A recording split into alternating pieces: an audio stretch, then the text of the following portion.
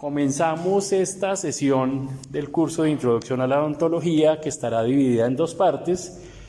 La he titulado Origen y Evolución de la Universidad Nacional de Colombia, para poder entender mucho mejor y disfrutar eso que caminaron y el lugar donde vamos a estar al menos 5 años y medio o 6 o más, dependiendo de si eligen alguna ruta adicional, doble titulación, etcétera, carga mínima. Entonces es bueno saber por qué este lugar donde estamos es como es, cuándo nace, no el lugar, sino la institución, es decir, la Universidad Nacional de Colombia, cuándo nace, y luego cómo va transformándose a lo largo del tiempo hasta que llega a habitar y ocupar este campus. Y seguramente la semana entrante, hoy no alcanzaremos, espero llegar siquiera hasta cuando nos trasteamos para acá, desde donde estábamos en diversas partes de la ciudad, explicar por qué la universidad nace en casonas del centro de Bogotá, casonas que la mayoría ya no existen, hay una que otra, y por qué en algún momento de la historia, también porque la historia del continente y del mundo, una variante o vertiente del mundo de las universidades estaba pensando que era bueno que estuviésemos juntos. Hay otra versión que dice, ¿cuál juntos? Que haya edificios por todo Bogotá o cerca, como quizá han visto en universidades privadas, quienes viven más aquí en Bogotá o han pasado por la calle 39 del Impau, que tiene sedes de la A a la Z, casas por todo el barrio que han ido comprando, pero eso no es un campus universitario, eso es una suma de edificios. Esa universidad nació en una casa, y así muchas universidades. La Fundación Universitaria del Área Andina, que queda en la 72, si pasan el Transmilenio seguramente la han visto, también nació con un edificio y se ha ido extendiendo, y ahora tiene como hasta la G o la H, en edificios que ocupan unas 8 manzanas, pero eso no es un campus. Entonces, la razón de que hicieran la actividad hace 8 días, que caminaran la universidad, es para que tengan más elementos de comprensión de lo que yo voy a explicar hoy y no sea como en el vacío, en la semana de inducción, cuando uno todavía está como que no aterrizado. Entonces es el momento justo de que tengamos esta charla. Traje algunos textos de donde yo preparo la clase. Quería mostrarles unos de ellos. Esto es una serie de unos 18 tomos que se lanzaron con la conmemoración del sesquicentenario de la universidad. La universidad se crea el 22 de septiembre de 1867. Es decir, tenemos una institución que tiene muchos años, que ha tenido una serie de altibajos, de desarrollos, y que por eso, este semestre como lo tuvimos cortado, o lo tenemos cortado por el efecto negativo del paro, pero positivos hay una cantidad, entonces la semana universitaria no tuvo tanta trascendencia, pero cada año se celebra nuestro cumpleaños ese día, el 22 de septiembre, y por eso hay semana universitaria. Ya es un valor agregado de la charla. La semana universitaria existe, ya veremos cuándo nace, para conmemorar el nacimiento de la universidad. Pero para hacer eso necesitamos poder ubicar la historia de lo que pasaba en nuestro país, que va a estar aquí arriba. Aquí arriba en la línea naranja tendremos la historia de Colombia, y en la parte inferior en rojo tendremos su reflejo en lo que ocurría y cómo dialogaba la universidad con lo que pasaba en Colombia.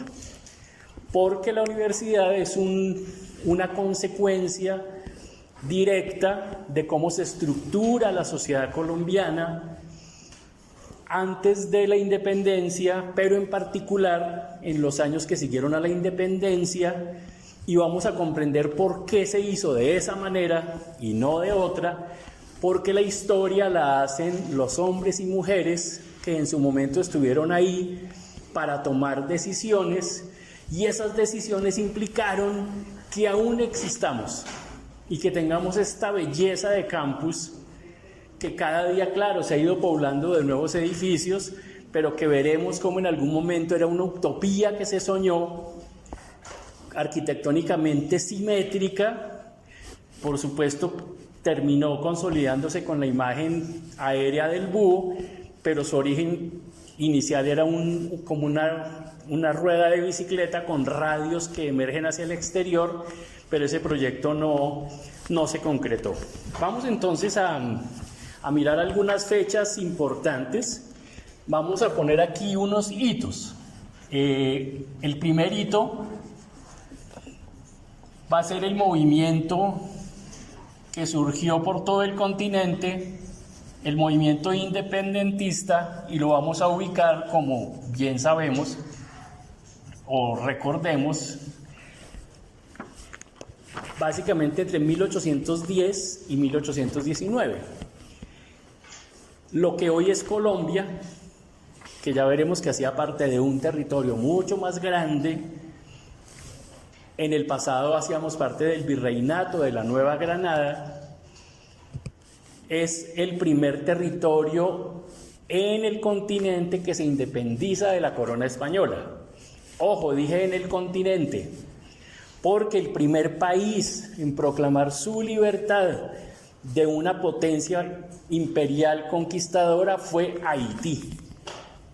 En 1802-3 hubo una rebelión de la gente negra cansada de la opresión, hicieron una revuelta y se independizaron de Francia. Pueden leer de eso si quieren.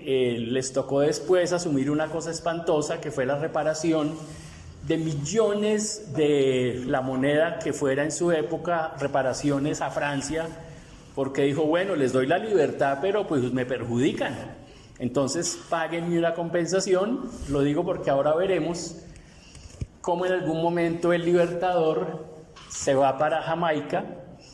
Allí escribe la famosa Carta de Jamaica, que les recomiendo buscar y leer, porque es la carta que el Libertador le escribe a todo el continente invitando a que se hiciera una gesta de independencia colectiva, no única, porque había que tener varios frentes de batalla abiertos, pero sí que pudiéramos hermanarnos en un gran país. Proyecto que no pudo cuajar, como bien sabrán, pues somos una cantidad de países en nuestra América, y tampoco pudo cuajar en Centroamérica, pero no me voy a alargar en lo de Centroamérica. Quiero decir que entonces el Libertador, en un momento de estos, se tiene que exiliar temporalmente. Desde allí nos escribe la Carta de Jamaica a todo el continente y pasa a Haití. Como ya Haití era un país independiente, se entrevista con el presidente de ese momento, quien había dado la libertad o guiado la libertad del pueblo haitiano, para obtener armas y recursos en dinero, y firmó un compromiso que se puede constatar, y es que Haití apoyaría la independencia de los virreinatos del centro y del sur del continente si se abolía la esclavitud en sus territorios. Y Bolívar se comprometió con eso y recibió armas de Haití para hacer la guerra de la independencia, con el compromiso explícito de que se aboliría la esclavitud en esos territorios que se fueran libertando. Ahora dirán, ¿y eso qué tiene que ver? Mucho.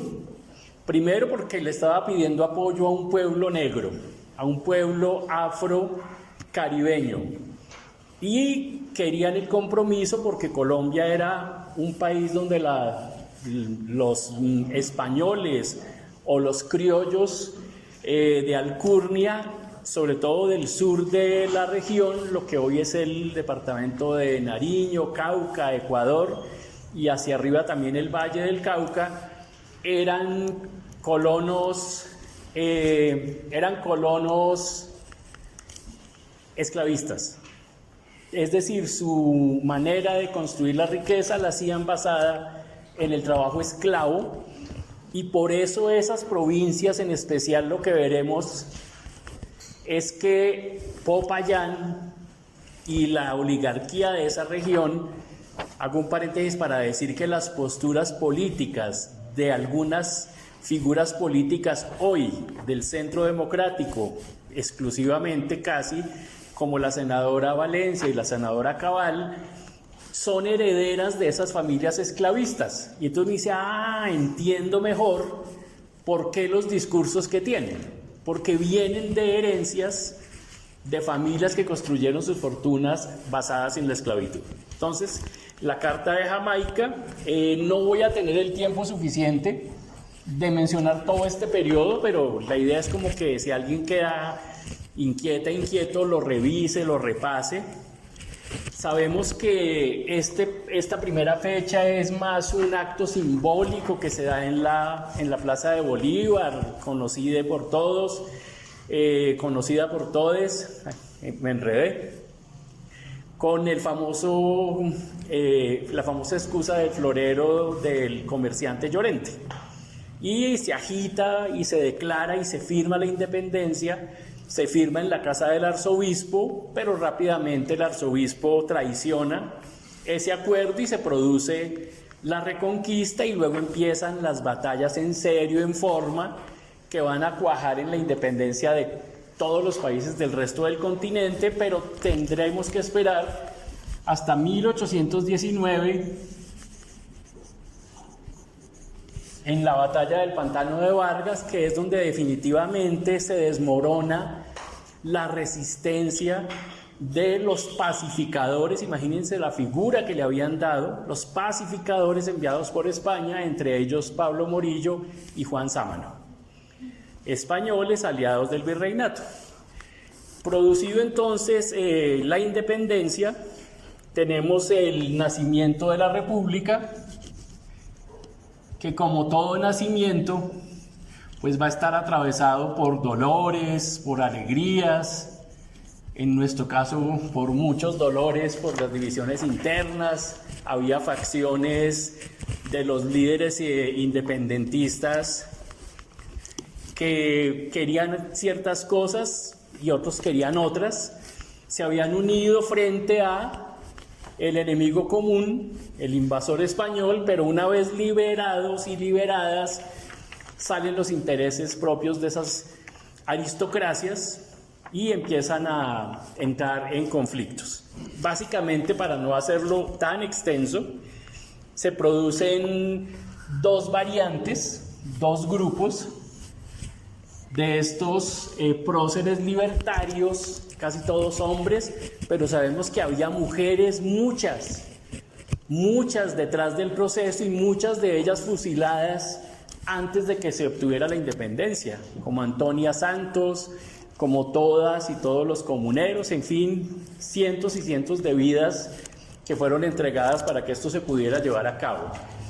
Como estos luchadores del ejército libertador, la mayoría se habían formado en Europa, es decir, eran hijos de la clase acaudalada, eran criollos con sentido social, la mayoría había ido a estudiar a Europa, o en el periodo de la Reconquista, como Nariño, había pagado cana, como se dice tradicionalmente, en España durante 4 años, se había escapado. Muchos otros no lo lograron y fueron fusilados. Recuerden que fueron fusilados el sabio Caldas, Torres y otra serie de próceres libertadores que no alcanzaron a vivir la dicha de estar en un territorio liberado. Después, no dije lo que tenía que decir, y es que entonces hay dos vertientes. Vamos a llamar una vertiente que se va a llamar los centralistas, es decir, un grupo de personas que pensaba que los gobiernos tenían que ser fuertes hacia el centro, un gobierno fuerte como el que tenemos hoy en este país. Somos una república donde hay un gobierno central fuerte y unas entidades territoriales también fuertes, pero el más fuerte es el Estado central. Eso se denomina los centralistas. Y otra postura que se denomina los federalistas, que son aquellos que piensan que debe haber un Estado no tan fuerte, o si bien es fuerte, lo es para la represión, es decir, tiene un ejército, acuña la moneda y maneja las relaciones internacionales. Pero hay unas provincias, mire que aquí no tenemos provincias, tenemos departamentos, provincias, perdón, que tienen tanta fortaleza que tienen sus propias constituciones, su propio ejército y al inicio podían emitir su propia moneda. Entonces vemos que son dos vertientes muy antagónicas en lo que quieren y en cómo quieren organizar ese nuevo Estado que acaba de surgir después de la independencia. Valga la pena decir que el modo de producción que había en ese momento en estas tierras, como había sido traído de España, y España era de los países más atrasados de Europa en el modo de desarrollo del capitalismo, importó esa manera de producir, lo que se llama, lo vamos a dejar ahí para estudiarlo mejor, el modo de la hacienda feudal. Cuando decimos hoy que alguien tiene una hacienda, generalmente es que es una finca muy grande. En esa época la finca era del tamaño de Colombia, o de Venezuela, o de Ecuador, o de Perú, que era inmenso, o de Bolivia, que era inmenso. Eran grandes territorios que los criollos o los españoles ponían a producir con mano de obra esclava. Y por eso no querían abolir la esclavitud, para que me sigan el cuento. O con mano de obra también esclava, pero indígena, que terminó sucumbiendo, fue un genocidio, terminó sucumbiendo a la carga de la fuerza del trabajo y a las epidemias y al maltrato que le daban los señores hacendados, típico a lo que estaba pasando en Europa años atrás en el modo de producción feudalista. Pero bueno, no me extiendo por ahí, o si no, no llego a donde quiero. Terminado este periodo, entonces, empieza la división, habría de pronto puntos intermedios, más para acá, más para allá. Se van a celebrar dos congresos muy importantes. Seguramente si tuvieron en sociales, si no, pues es buena hora de que yo lo comente. Se reunieron primero en una ciudad venezolana llamada Angostura, en el Congreso de Angostura, donde se formula un esbozo de constitución para todo lo que se va a llamar la Gran Colombia. Allí empiezan los desacuerdos, pero por lo menos el territorio que hoy es Venezuela, Colombia, Ecuador, con un trozo de Brasil, de Perú y todo Panamá, acordó en llamarse la Gran Colombia y tener una constitución. Y empezó el debate de si centralista o federalista.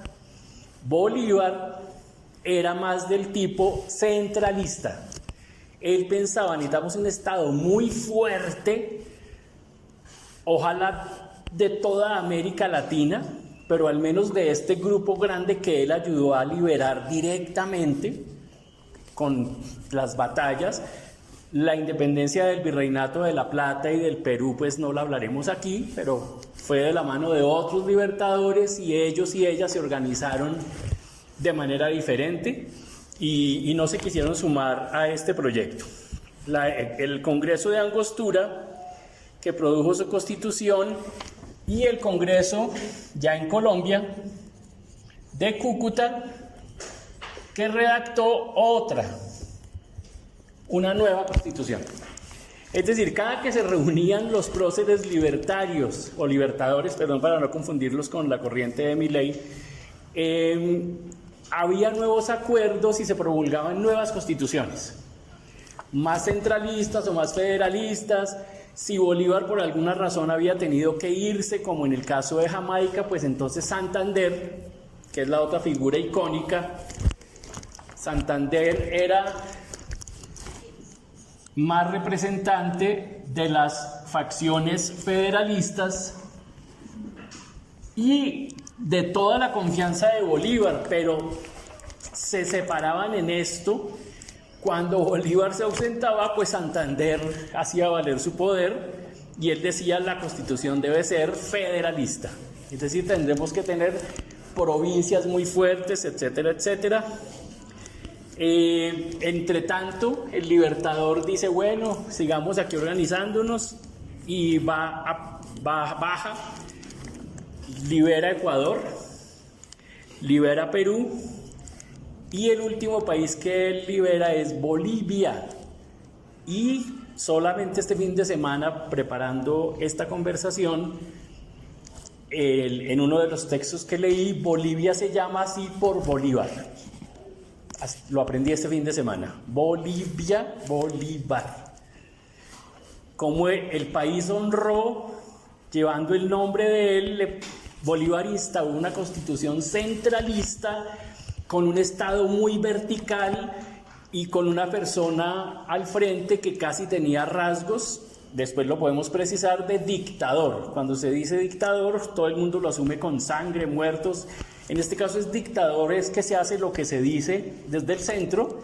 Dictador en política, quitémosle el componente de represión sanguinaria, etcétera, etcétera. Bueno, ya dijimos entonces esto del honor que se le hizo a Bolivia. Anotemos aquí una fecha muy importante que, si ustedes ven, está pegadita de la independencia de nuestros países, que es 1823. El año pasado se celebró fatídicamente el centenario de ese momento, que es clave para que ustedes entiendan, comprendan por qué los Estados Unidos nos consideran su patio trasero. Y por qué, como he dicho en las clases anteriores, vienen a por nosotros, como dirían las series españolas de Netflix, a por nosotros, a por nosotres. Porque en 1823, cuando Estados Unidos, que no quiso apoyar ni con armas ni con ejército a todo el pueblo latinoamericano, recuerden que se recibió la ayuda financiera y de ejércitos de Inglaterra, de la cual Estados Unidos se había independizado y con la cual había tenido 2 guerras y había derrotado a los británicos. Y entonces no quisieron apoyar, pero tan pronto nos vieron libres, lanzaron una doctrina que la pueden consultar en sus celulares, la doctrina Monroe, como Marilyn. La doctrina Monroe, que lo más famoso de esa doctrina está en una frase, pero la doctrina en sí es todo lo que nos ha aplicado Estados Unidos y nos sigue aplicando al continente. El experimento de Milley es uno de esos.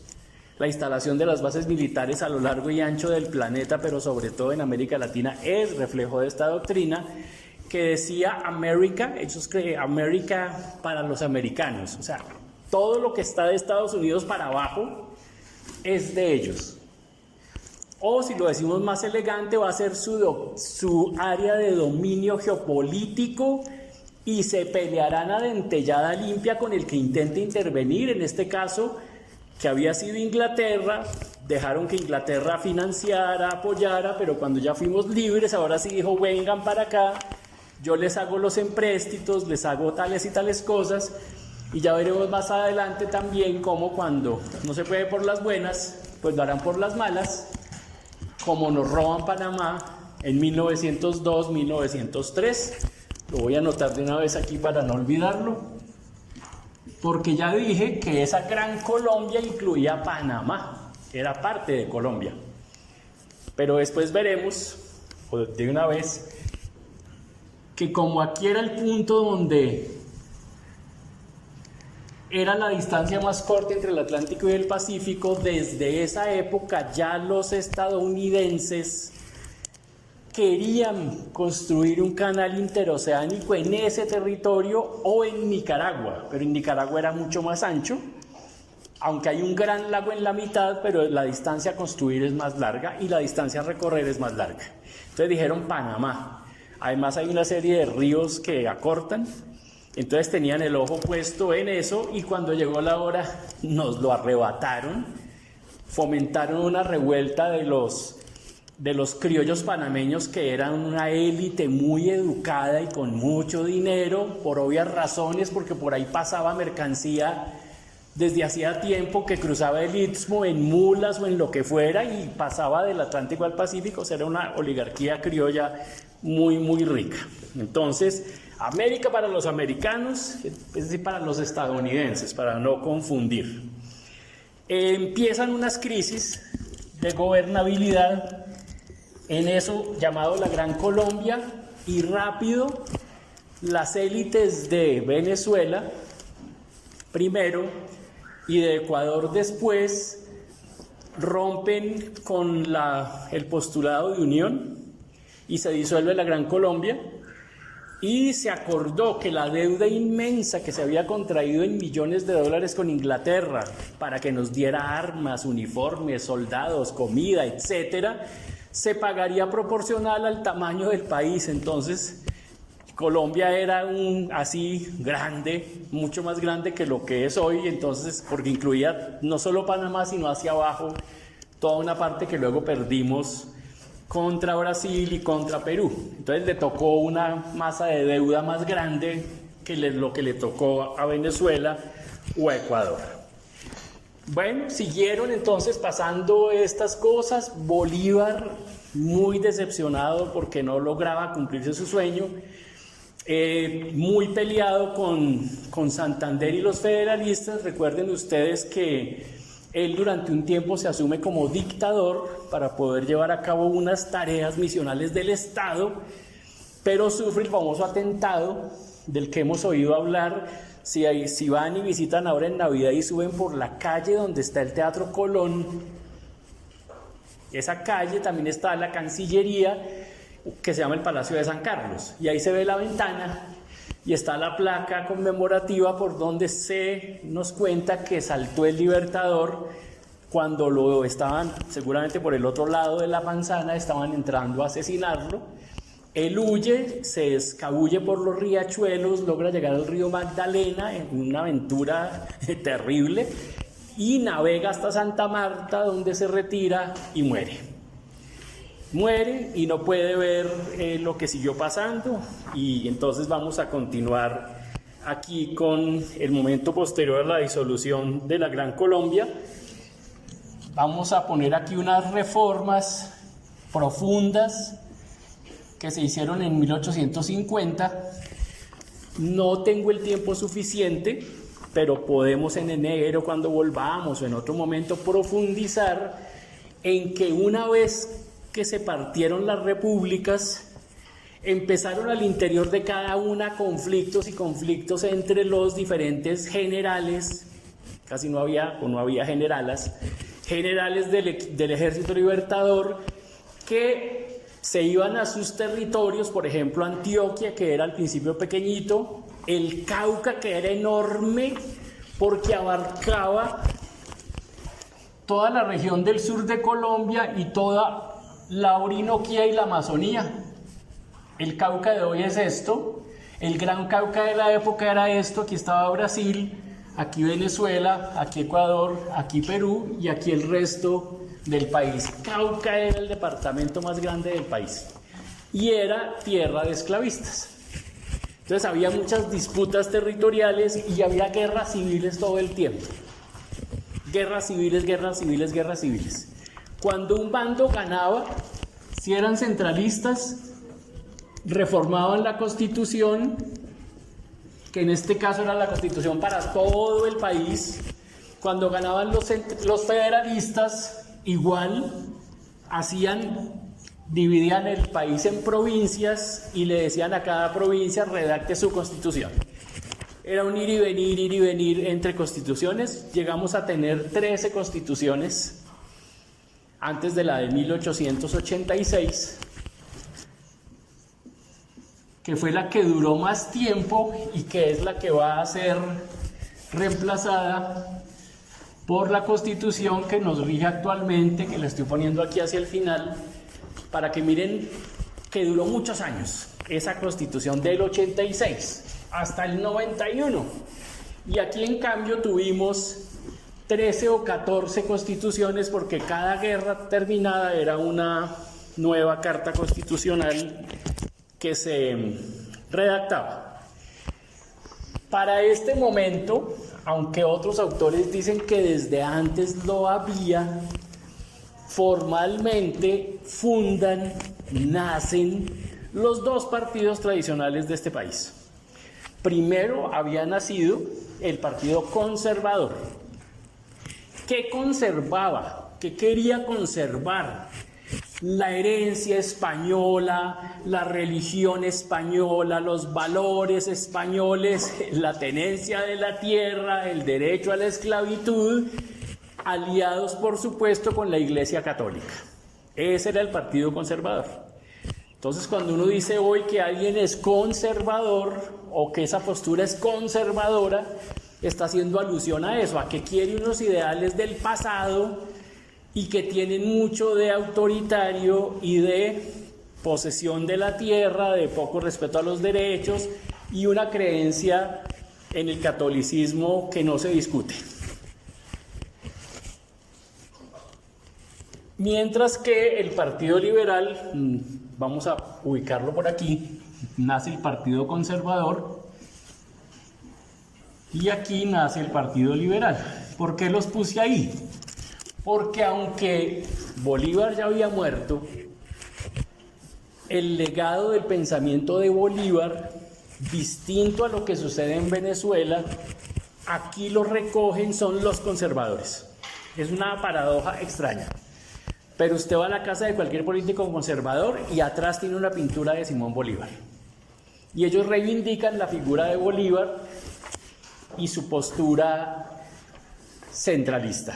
Mientras que los liberales, que llamamos de trapo rojo, hoy ya casi ni existen, el Partido Liberal ha venido encogiéndose, son más de idea progresista, de idea que la gente tiene derechos, que el Estado tiene que compensar si la gente no alcanza a tener acceso a los derechos. Los liberales dicen el Estado tiene una deuda con la ciudadanía. Los conservadores dicen de malas que acudan a la caridad cristiana o, como dice Milei, pues que se mueran. Entonces miren la gran diferencia entre la perspectiva de conservadores y liberales. Se organizan en partidos y empieza la pugna por ver quién gobierna.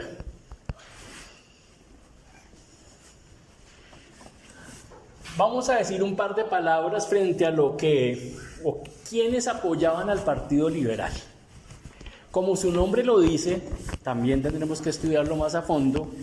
Cuando uno habla del liberalismo, tiene dos acepciones: liberalismo político o liberalismo económico. Liberalismo político es el que estoy diciendo. El Estado se tiene que hacer cargo de la gente, el Estado tiene que estar al servicio de la gente, etc. El Estado económico, en cambio, habla de la libertad de que usted puede enriquecerse como pueda, siempre y cuando no sea ilegal, pero usted tiene la libertad de enriquecerse, tiene la libertad de asociarse, tiene la libertad de culto, tiene todas esas libertades de moverse, de cambiar de ciudad. Entonces los liberales en Colombia, en esa Colombia que sale de la colonia, eran esa facción que se había enriquecido con el comercio. No estoy hablando de la tienda del pequeño comerciante. Los grandes comerciantes que exportaban todas nuestras materias primas, como lo siguen haciendo hoy la mayoría de nuestros países, ellos querían que hubiese libertad, que no hubiese impuestos desde el Estado que les dejaran exportar e importar como quisieran, vender a los precios que quisieran, etc. Ellos entonces decían, nos gusta más estar en el partido liberal que en el conservador. En el conservador estaban más los terratenientes esclavistas. Hoy hay una mezcla de todo, que todo el mundo entendió que el valor de poseer la tierra trasciende el interés de los partidos, pero al principio eran más los conservadores quienes eran los de la tierra, los de los esclavos, los de la iglesia, la misa. Miren los senadores y senadoras del Centro Democrático, y ahí tienen un ejemplo de lo que estoy queriendo decir. Eso de hombres gay, Dios me guarde, eso del aborto, ¿cómo se les ocurre? Eso de las libertades individuales, no. Bueno, ahí nacen entonces esos partidos, pero lo importante aquí es que a estos liberales, se me va a acabar el espacio, se le suman unos economistas, no, comerciantes, pero que no tenían el nivel de los de arriba, sino que eran pequeños artesanos, pero que tenían su taller. Recuerden que dije hace un momento que teníamos un modelo muy atrasado importado de España. Eso incluía que aquí todavía, para 1800 y pico, había muchos talleres de artesanos que producían sus cosas de modo, cuando se dice artesanal, que lo retomaremos en febrero, a raíz de la lectura que están haciendo sobre la institucionalización de la práctica odontológica. Cuando uno les dice es que la odontología es una artesanía, no lo está haciendo en forma peyorativa, lo está enalteciendo. En tanto quien hace una artesanía lleva 20 o 30 años acumulando un saber hacer para que en un momento, ¡tum!, aquí tiene la artesanía. Y entonces tiene, de ahí para abajo tiene maestros aprendices y hasta el que barre. Y entonces ellos también querían que el Estado no se metiera con ellos o ellas, y entonces por eso pertenecían al Partido Liberal.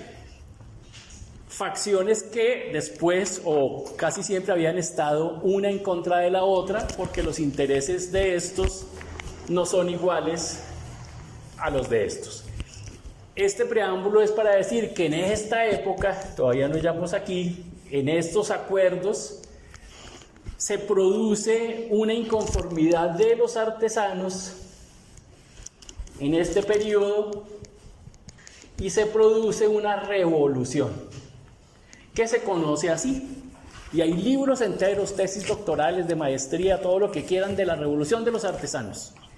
Si no lo habían oído mencionar, bienvenida a la mención. Hubo una revolución de los artesanos que decían: no queremos que el gobierno nos intervenga, no queremos impuestos, no queremos tales cosas. Paréntesis, miren cómo lo que Trump prometió que va a hacer en Estados Unidos es justamente proteger a los artesanos y a los exportadores. Es un Estado que interviene, pero a favor de su propia industria. Cierro el paréntesis para ubicar cómo esto pues, se viene dando desde tiempo atrás y continúa hasta el día de hoy. Por supuesto, como todas estas revoluciones, como no involucraban a la gran burguesía, pues les mandan, como mandan hoy el SMAT, le mandan el ejército y sofocan la rebelión de los artesanos. ¿Por qué? Porque ese capitalismo naciente en nuestro país lo que necesitaba era mano de obra para las nacientes industrias. Y entonces, olvidé mencionarlo, Bolívar cumple, se demora, pero se proclama la libertad de la liberación de los esclavos y esclavas. Pero antes de eso se proclama una cosa hermosa, que es la libertad de parto. La libertad de parto quiere decir que las mujeres que en ese momento fueran esclavas e iban a dar a luz, sus hijas e hijos ya no serían esclavos. Es el compromiso con Haití. No más nacimiento de personas esclavas, pero quienes ya eran esclavos y esclavas, los terratenientes no querían darles la libertad, fueron mermando, pero todos los, generalmente afroamericanos o indígenas que quedaban en la esclavitud apoyaban al Partido Liberal, porque querían era liberarse de los conservadores que los tenían atados a la tierra. Bueno, producen una gran represión sobre ellos porque necesitaban mano de obra y para eso había que disolver los talleres de los artesanos. Una cosa importante que sucede en este periodo, ya no tengo dónde escribir, seguramente la han oído mencionar. Si no lo han oído, la anotamos. La Comisión Corográfica, liderada por Agustín Codazzi, cuyo instituto era parte de los predios de la universidad. Luego le pusieron una reja, lo aislaron, así como el instituto, algo de minas que queda ahí, pero eso era territorio, era tierra de la Universidad Nacional.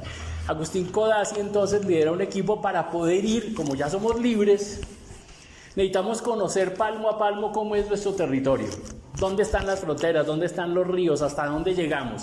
Y la Comisión Corográfica retoma del periodo de la colonia la expedición botánica, retoma esos principios y completa el inventario de fauna, de flora, etcétera, además de toda la geografía del país. Una comisión muy importante. Vamos a asistir en un momento al retorno de los conservadores. Cuando digo retorno, quiere decir que aquí en algún tiempo gobernaban los liberales. Pierden por muchas razones, pierden las elecciones, llegan los conservadores al poder y esa etapa va a estar marcada por un retroceso en las ganancias de las libertades, de lo que las personas podían o no disfrutar, por lo que ya dije, lo que encarna el conservadurismo. Entonces, cuando los liberales gobernaban, algo muy importante para escribir, los que están escribiendo, quienes están escuchando, lo escuchen, los liberales siempre separaban el Estado de la Iglesia. Los liberales no consideran que la Iglesia se tenga que meter para nada. Haga su misa, haga su doctrina, pero no se meta con el Estado. Entonces, en esa época convulsa, cada que los liberales gobernaban, expulsaban a los jesuitas y a las otras órdenes religiosas del país, como sucedió en todos los territorios españoles cuando fueron invadidos por Napoleón. Estoy devolviendo, 1803, 1804. Liberales expulsan a las órdenes religiosas, pero detrás de eso hay un interés económico, porque la Iglesia era la mayor terrateniente de la época. Aunque no eran las grandes haciendas, pero si usted, seguramente ya lo entienden, pero yo lo refuerzo, si usted viaja por toda la geografía latinoamericana, en cada pueblo hay, si es chiquitico, mínimo una iglesia, mínimo, en el parque, porque así se organizó desde la colonia. Si el pueblo es más grande, hay 5 iglesias, 6, 8, uno dice, hay más iglesias que gente. Y entonces, claro, tenían fincas, monasterios, copones los expulsaban y quedaba plata para el Estado que estaba endeudado. Volvían los conservadores al poder y decían que vuelvan los curas, porque nosotros conservamos la tradición de España y amamos al rey, al papa y a los arzobispos, entonces que vuelva la iglesia. Y por supuesto, voy acercando, me dirán, pero profe, la charla no era sobre la universidad. Ya voy llegando, pero necesitaba contexto. Tome la educación toda, primaria, secundaria y universitaria, y usted organícela. Y entonces me devuelvo un poco en el tiempo para decirles que desde antes, durante la colonia, ya se habían fundado en todo el continente universidades. Muchas quedaron en una cédula real que le daba a la Pontificia Universidad Javeriana, Pontificia Universidad Bolivariana de Medellín, Universidad de Santo Tomás, todas las universidades de los curas quedaban en una cédula real porque no había edificio, no había cómo hacerla aún. Pero había universidades también de privados que lo hacían por el negocio, pero cuando llegaban los conservadores, como tenían tutelaje sobre toda la educación, la llevaban los dueños de toda la educación, porque llegaban los curas, como han visto en muchas películas. Aquí por fortuna no, ustedes ven que no hay crucifijos, porque esta es una universidad laica. Claro, alguien ojalá haya pasado en su caminata y dice, profe, pero si es laica, porque hay una capilla católica. ¡Oh! Excelente pregunta. Ojalá se la hayan hecho. Sí, profe, yo sí me la hice. Bueno, si no, ¿para qué leímos Freire? ¿Para qué leímos Zuleta? ¿Para qué hicimos la caminata? Era también para ver cosas y decir, mariscos, ¿por qué hay en esta universidad que es laica una capilla? Claro, hoy la concepción de esa capilla es un espacio de oración y para todos los cultos.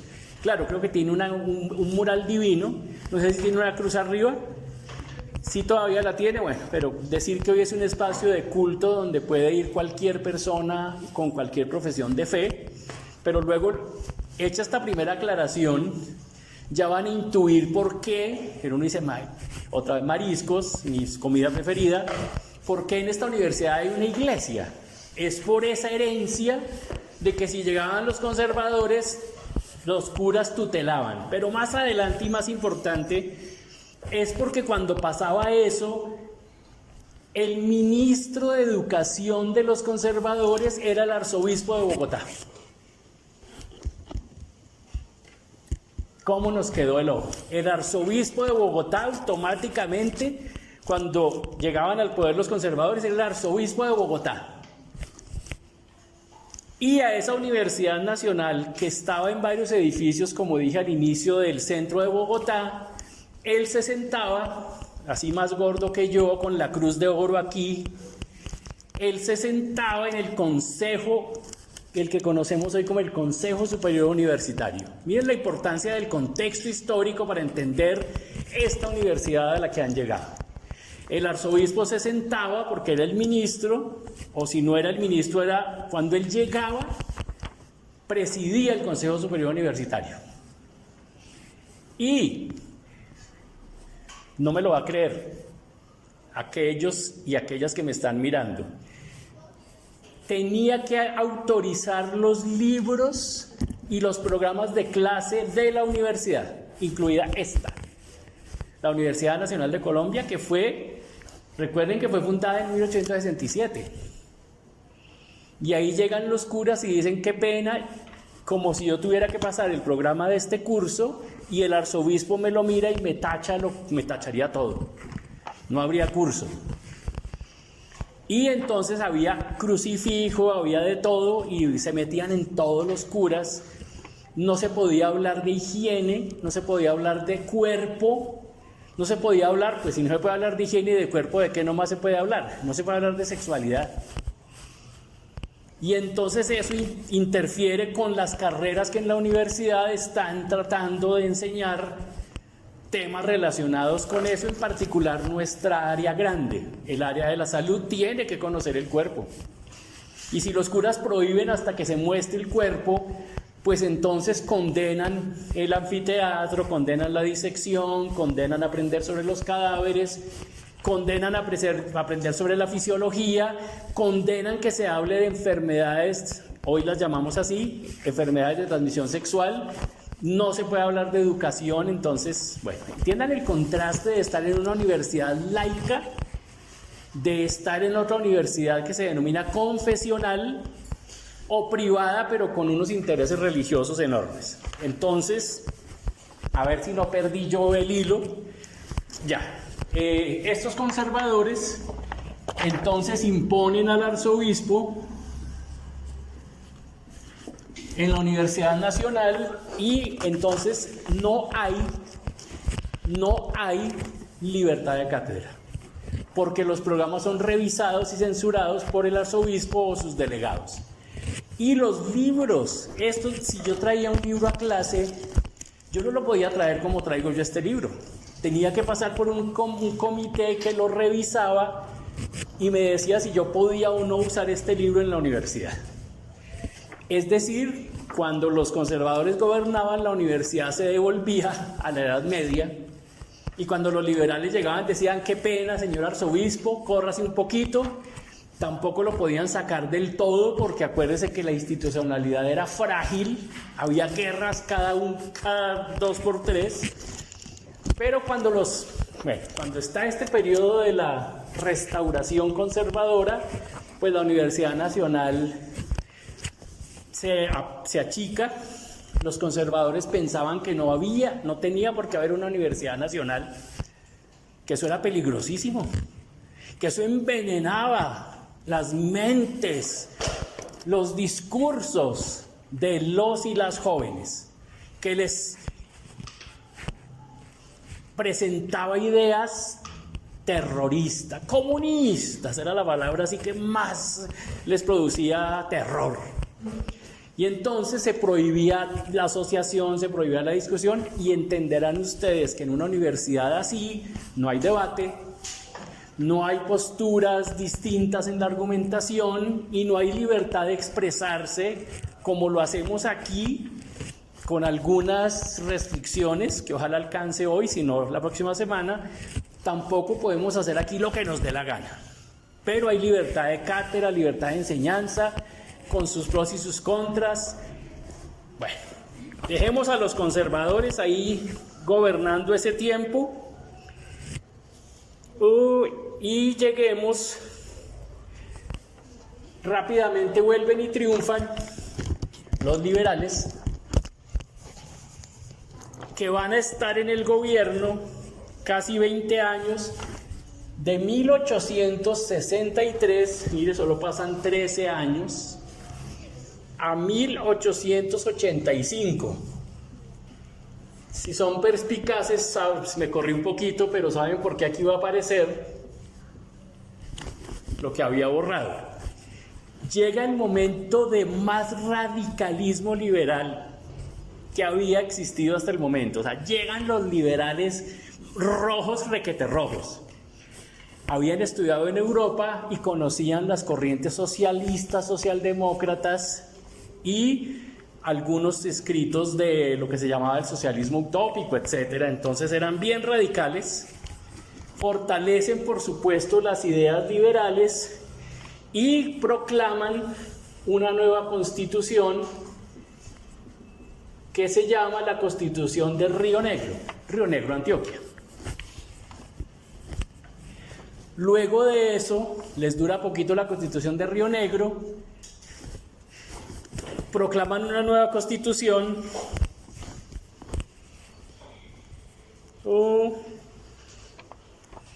antes de que la proclamen, pasamos de llamarnos, nos hemos llamado de muchas formas. Gran Colombia, aquí ha tenido otros nombres, y en este periodo nos llamamos Estados Unidos de Colombia. Si ven algunas imágenes antiguas de moneda o billetes de la época, de ese periodo, era el de los Estados Unidos de Colombia. Por supuesto, eso encarna más con las ideas federalistas, o sea, provincias, Estados Unidos de Colombia. Al principio eran 5 estados, 6 estados. Recuerden, a ver si me acuerdo, Antioquia, Boyacá nace, Magdalena, Cauca, Cundinamarca, Tolima, es de los últimos en nacer, grandísimos, sobre todo Cauca, que ya lo pinté, era enorme. Entonces son los Estados Unidos de Colombia. Antioquia, que dije que era chiquito, empieza a crecer. Yo soy de allá, pero tengo que decir que tradicionalmente el pensamiento político antioqueño es muy conservador, desde siempre. Y tiene la explicación de por cómo nacieron. Nace como un estado pequeño que estaba casi en la periferia de lo que era interesante, pero que después va siendo colonizado empiezan, no son los grandes comerciantes, pero ustedes saben que allá, aunque creo que ya los están desplazando, está la clase oligárquica más poderosa del país, el que se conoce como los cacaos antioqueños. Vienen acumulando riqueza desde esa época. Y hay un momento en que, como su departamento era pequeño, empiezan a colonizar. ¿Han oído esa famosa categoría de la colonización antioqueña? De la que somos hijos hasta los del Caquetá. Porque les quedó estrecho el departamento y se empiezan a expandir, y el único lugar para donde tenían para expandirse era hacia el sur. Y por eso después, con mucho tiempo, van a fundar, van a nacer el Gran Caldas, que después termina partiéndose en tres: Risaralda, Quindío, Caldas. Bajan Tolima. Tolima todavía tiene hasta acento paisa en el norte, ya se va volviendo pita, pero hacia el sur. Y van bajando, van colonizando y van llevando con ellas y ellos el café. Y ahí es cuando el café se empieza a volver el producto nacional de exportación de este país. Y entonces conservadores, colonización, pequeño terruño o gran terruño, café, se vuelve la planta, la semilla de exportación del país, y entonces se vuelven súper importantes en este país. Y multimillonarios. Lo siguen siendo.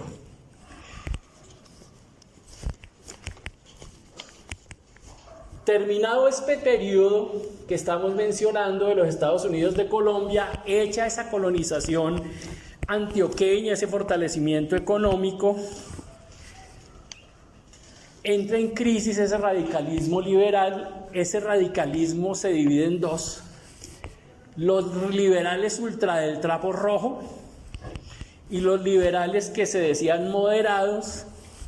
Hoy vemos así cantidades que estaban más cercanos a los conservadores progresistas. Si me explico, aquí están los conservadores ultra, conservadores más de centro y conservadores progresistas, que se juntan aquí ¿con quién? Con los liberales menos progresistas. Esos dos grupos, conservadores progresistas y liberales menos progresistas, ante la crisis de los liberales radicales, proponen que los conservadores vuelvan al poder, porque está teniendo problemas el país. Y entonces viene gobierno de esos grupos y se proclama la Constitución de 1886.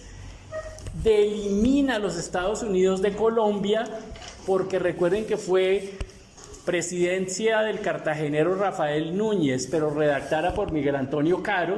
Ambos serán presidentes, Núñez 3 veces, Caro una. Redactan la Constitución del 86, centralista, 5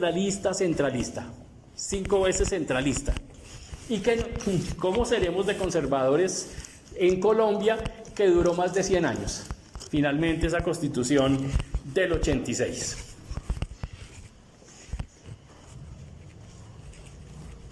Gobernaron durante una cantidad de tiempo, pero los liberales daban pelea y había guerras. Síganme el cuento, que es súper interesante, tanto que hacemos toda esta puesta en escena. Si no fuera así de importante no lo haría.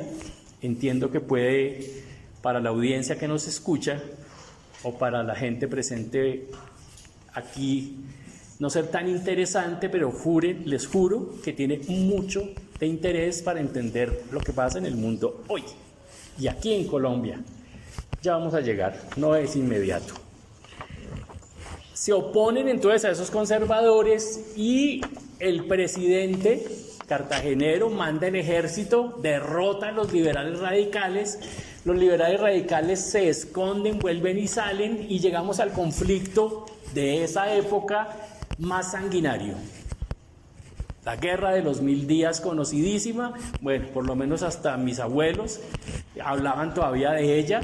Ustedes, como jóvenes estudiantes de esta universidad, por lo menos que digan: sí, un profesor en clase nos lo mencionó, y el impacto que eso tiene en que hoy tengamos este campus. Entonces, guerra de los 1000 días. Va a durar 3 años, 4, entre 1899 y 1902. Ya había mencionado el prospecto del Canal de Panamá, en la provincia de Panamá, donde una élite riquísima estaba ya, claro, con la anuencia del gobierno central, se estaba construyendo un canal interoceánico por los franceses. Pero tema de salud pública, llegaban los nuevos operarios a trabajar ahí y se moría más de la mitad, porque esa era una tierra todavía muy inexplorada, un ecosistema que hoy incluso produce muchos problemas allá en el Darién. Por algo se habla del tapón del Darién, lo cruzan los migrantes que van para el norte, y en esa época, también hoy, entonces caían víctimas de paludismo, pero sobre todo de malaria. Tanto así que los franceses terminan quebrados y le dicen al gobierno colombiano: vea, ¿cuánto nos da por eso que hay allá, por esos tiestos que quedaron allá porque la gente murió? Los Estados Unidos, recuerden que tienen un águila imperial en su escudo, estaba volando cerca de nosotros para ver a qué hora nos caía el pescuezo, y cuando ve la guerra de los 1000 días, viene, como hacen siempre, lo acaban de hacer el fin de semana, si no leyeron, lean que cayó Siria. El presidente tuvo que salir huyendo, ya está en Moscú a salvo, pero le pidió a la oposición que hubiera una transición no sangrienta. Luego hablaremos de lo que implica que haya caído Siria para el mundo, pero el águila imperial está ahí detrás de eso que sucedió el fin de semana y de lo que sucedió para armar a la oligarquía panameña y que nos diera guerra y se independizara. Casualidad, ¿no? Que ahí se estaba construyendo el canal. Estados Unidos le había pedido al gobierno colombiano que si le vendía una franja de 100 kilómetros, 50 a este lado y 50 a este lado del canal, el gobierno de turno le dijo: no, qué pena, es un proyecto nuestro, lo sentimos. Los Estados Unidos dijeron: no se preocupes, ya lo tenían preparado, y entonces la mejor manera de tener el canal era: independícese de Colombia y ahora sí arreglemos usted y yo. Y fue peor, los 100 kilómetros son a perpetuidad. Y nosotros construimos el canal y ponemos bases militares, todavía las hay, radares, etcétera. Aclaro que después de una negociación entre dos presidentes, Torrijos, Carter, el primero ya murió, Carter está casi que cumple los 100, como se van dando cuenta que el canal de Panamá va a quedar obsoleto, acuerdan decirle a Panamá: listo, cuando cumplan 100 años, o sea en el 2003, les devolvemos el canal, pero nos reservamos el derecho de que ahí queden las bases militares, perdonen, pues es el interés nuestro de proteger el continente. Bueno, también es otra historia bellísima hablar del canal de Panamá, las enfermedades mal llamadas tropicales y lo que sucedió en esa época. Pero así nos arrebataron Panamá. Hay una obra de teatro de la Candela, no, de teatro libre, se llama Aituc Panamá, que escribió y dirigió Jorge Alitriana. Ojalá algún día podamos ver el video de Aituc Panamá. Es ver todo lo que hubo detrás. Incluso mandaron, como hacen siempre, mandaron un acorazado que se plantó ahí a las orillas de Colón en el Atlántico y aquí a la salida en Panamá.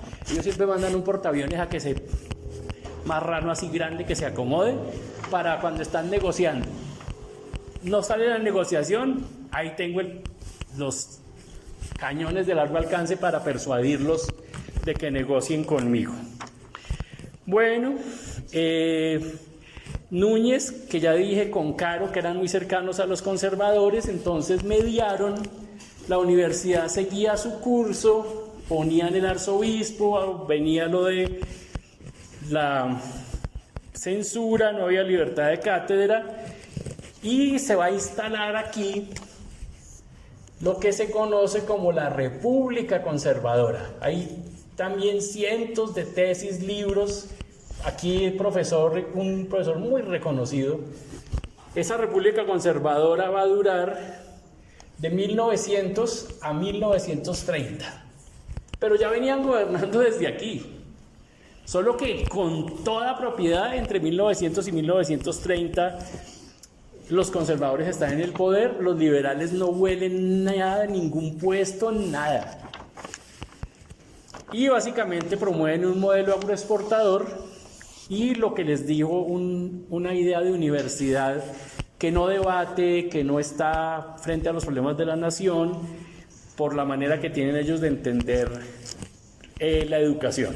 Voy a correr un poco para decir entonces que, por supuesto, estos liberales no se quedaron quietos, se agrupan, nace el Partido Socialista,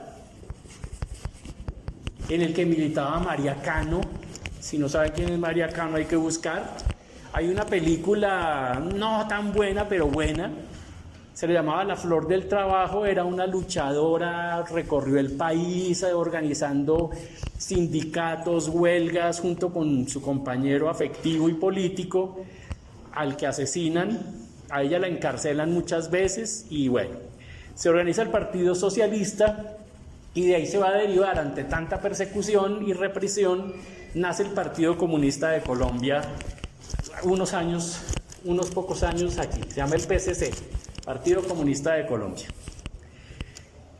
Sabemos que hubo una crisis de acumulación del capital justo aquí, en el 29, seguramente todos han oído o lo he dicho en clase y si no lo he dicho volveremos sobre ello.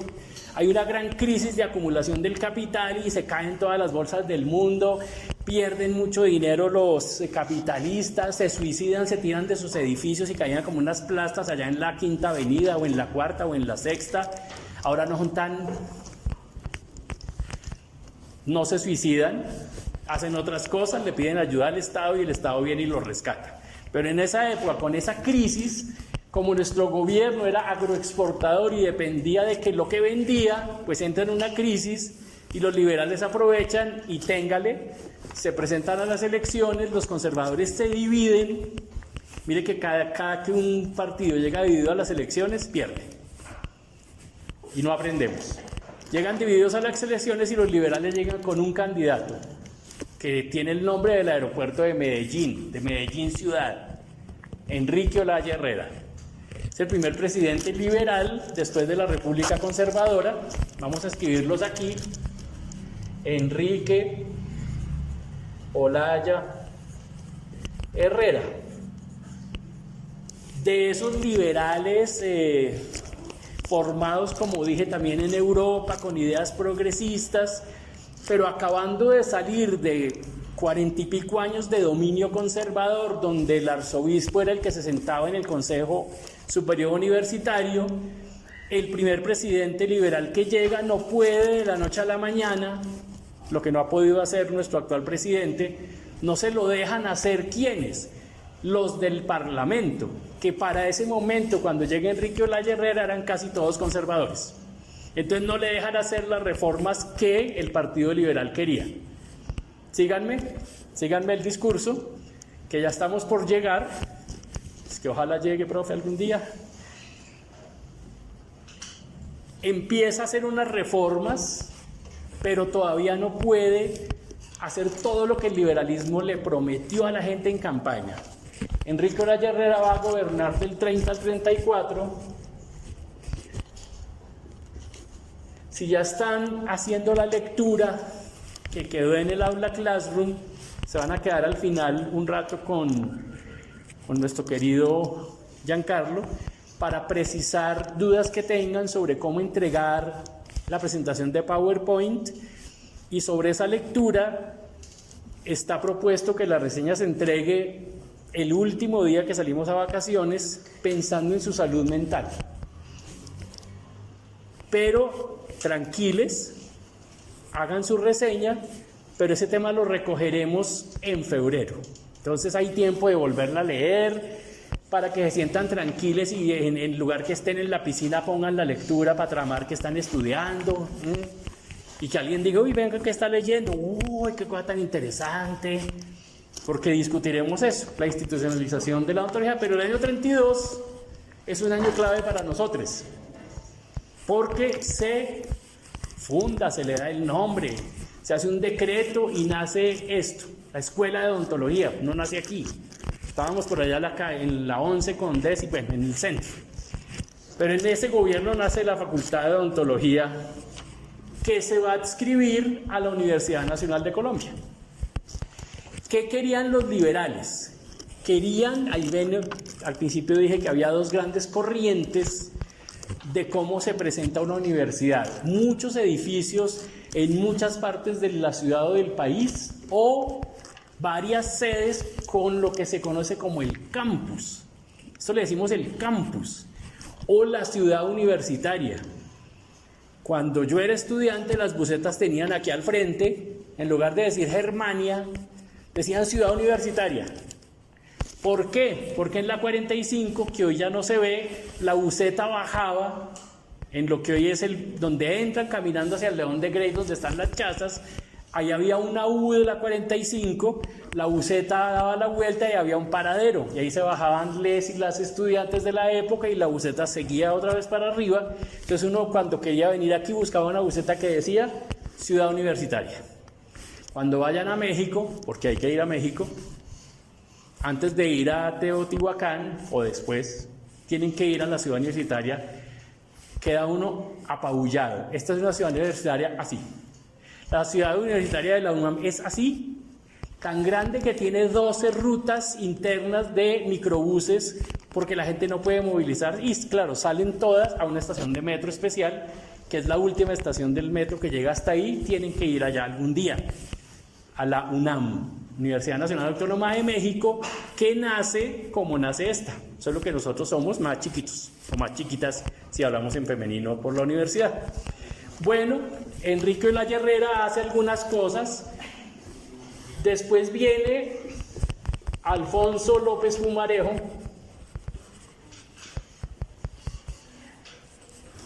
si van al estadio a hacer deporte o a conseguir afectos, ese estadio se llama Estadio Alfonso López Michelsen, en honor a este presidente del que vamos a hablar ahora.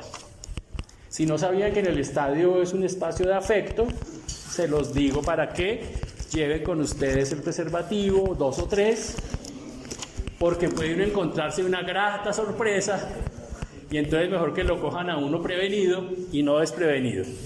Alfonso López Pumarejo, entonces, no había reelección, y gobierna del 34 al 38, ya después de 4 años de un gobierno liberal. A la siguiente elección el parlamento era casi todo liberal. Y entonces ahora sí, correlación de fuerzas. Mire que no tenemos correlación de fuerzas en este gobierno, y por eso las reformas las torpedean y no nos las dejan pasar. Por eso, no porque él se quiera reelegir, es que dicen necesitamos otro gobierno progresista para poder cumplir con las propuestas de campaña. Eso mismo le pasó a Alfonso López. En este primer periodo, claro, alcanza a hacer muchas cosas. En particular, en el año 1936,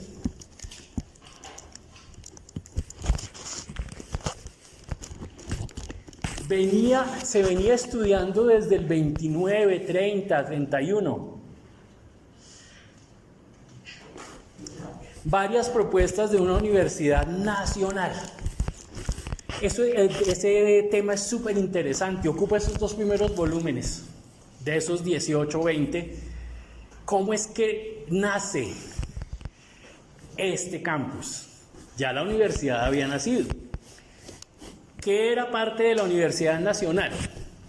El Observatorio Astronómico Nacional, el Museo Nacional. No nos lo pudimos traer porque un marrano así de grande, eso eran las prisiones en la colonia, pues tocó que siguiera allá.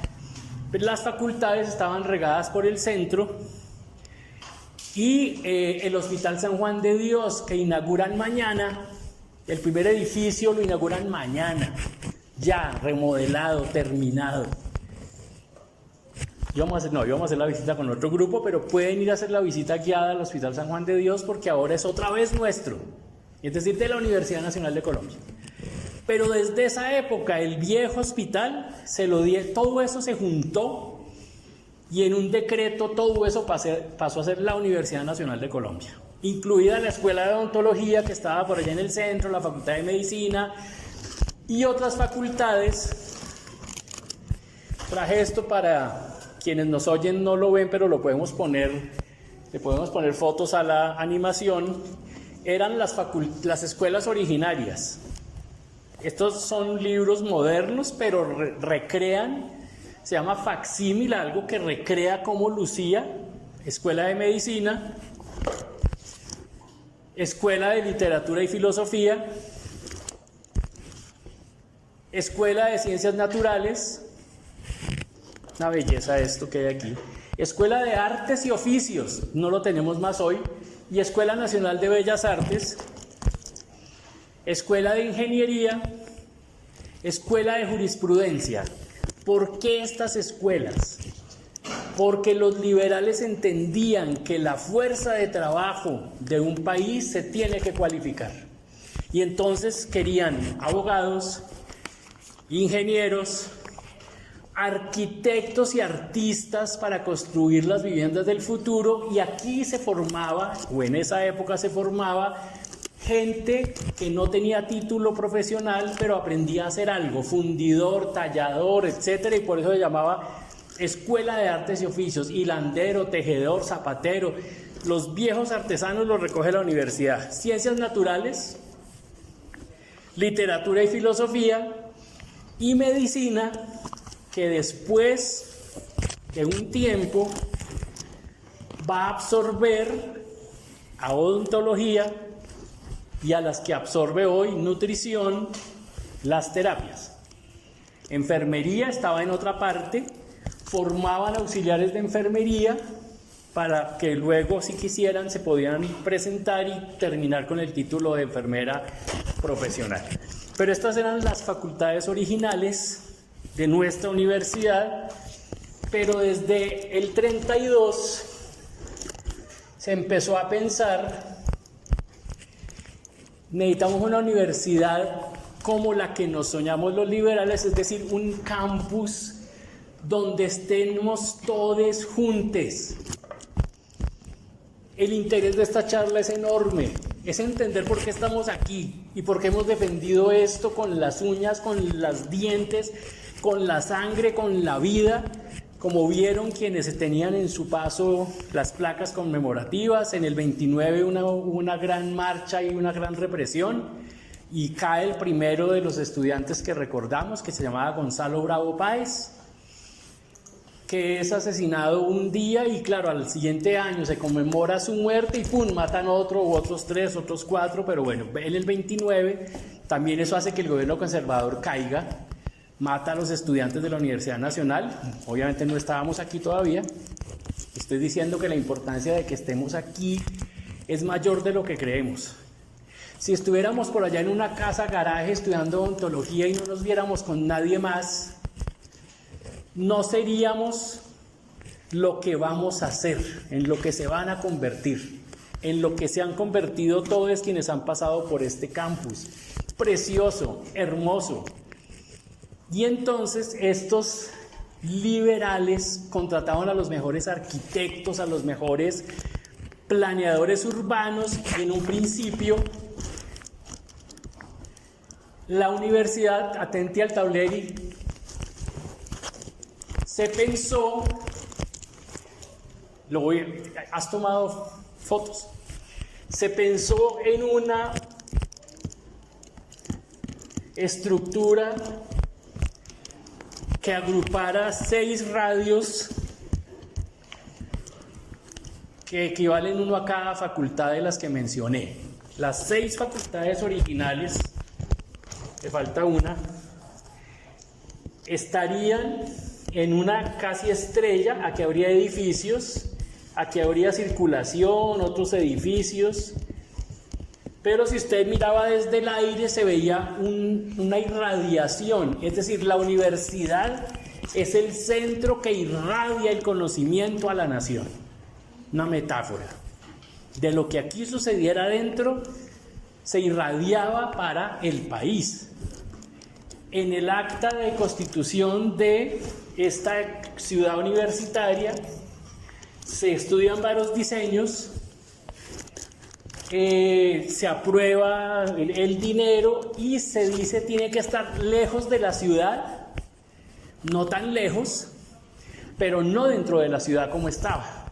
Esto quedaba muy lejos del centro, lejísimos, y aquí la tierra era barata.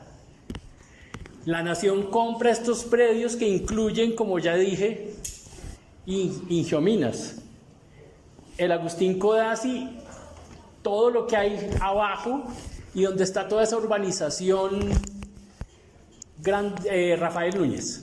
Todo eso era tierra de la universidad, la hemeroteca, toda esa gran tierra la compró el Estado, muy barata. Y construyó los primeros edificios. No es la ciudad universitaria de hoy. En los recorridos que hicieron y van a averiguar, este edificio es de qué año, este es de qué año, este es de qué año, aquel otro es de qué año.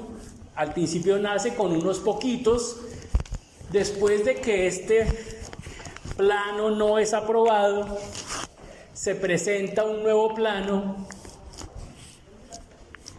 por educación con quienes nos escuchan en nuestro canal. No puedo hoy usar vocabulario que YouTube no censure. No se aprueba ese proyecto y se aprueba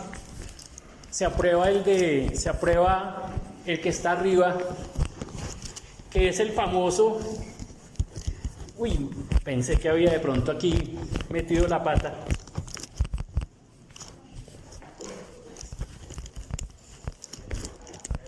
Se adopta la forma de el búho, que todavía conservamos más o menos. Es importante lo que se está discutiendo el día de hoy en esta conversación. A quienes nos siguen en diferido, todo este acumulado es de 33 años de estudio, entonces les encarecemos su atención. Se hace la propuesta del búho, que es la que hoy tenemos, y entonces en esos recorridos, y por eso hicieron la caminata hace 8 días, van a encontrar, no en ese momento, pero ya se había pensado, tienen que encontrar museos. Hay un observatorio astronómico, un coliseo, una concha acústica. Más adelante, en el 64, pero lo digo desde hoy, un lugar de esparcimiento musical o de teatro, el actual León de Grave. Hay que traer las facultades de música, el conservatorio, los otros 12 museos que hay en esta universidad, después la biblioteca, las múltiples bibliotecas, es decir, una verdadera ciudad universitaria con residencias, con bienestar universitario que perdimos. Las residencias, una parte, son donde está hoy la administración central. Otro grupo son el edificio que hay aquí atrás, que se llama Grande Manuel Ancísar, que fue nuestro primer rector. Todo ese complejo de atrás, que tiene 2 entradas, de lo grande que es, eran las residencias femeninas. Y en el complejo que está cercano aquí a Corferias, los edificios esos grandotes, hay un edificio entero que es de la universidad y ahí hay residencias, todavía. Poquitas, pero quedan. Entonces, ese concepto de universidad que te apoya, que te acoge, que te alimenta, que te hospeda, que te da recreación, que tiene árboles para que respires aire puro, que tiene donde hacer deporte, música, museos, bibliotecas, es el gran proyecto de los liberales radicales, que se concreta entonces entre el 36 y el 50. Este edificio es como del 52.